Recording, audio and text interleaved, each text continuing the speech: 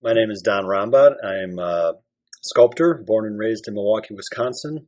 I have been exhibiting here at Woodson Art since 1998.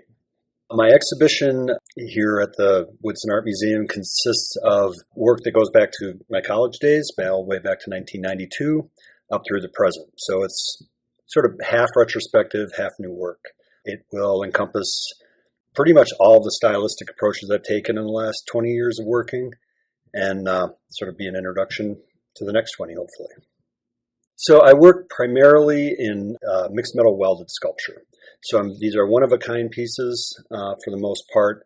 Relatively simple approach where I'm cutting metal sheet and using a variety of welding processes to construct the sculptures. So they're additive pieces that I then edit. So I'll create a piece by basically, it's almost like sketching in space and just, kind of work it up. And then once I get it to a point where it's looking like the bird I want it to, then I start to go in and edit and remove pieces to simplify the sculpture.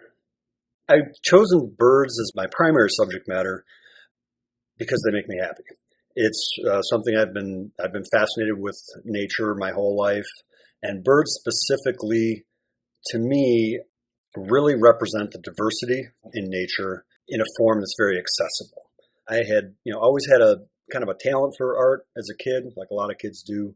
Never really thought of pursuing it because I thought the only options were to be, a graphic designer or commercial artist. And while I was in college, I was kind of all over the place in what I was studying. Was taking some art classes, really loved it. Still didn't think, it was going to be a valid career choice until I started doing welded sculpture. And at that point, it was such a passion that I really had no other choice of what I was going to do. Where I was fortunate is that my choice of subject matter, birds, and my stylistic approach, I was able to create something that had a pretty broad audience, and I've been able to make a career out of it for the last 20 years.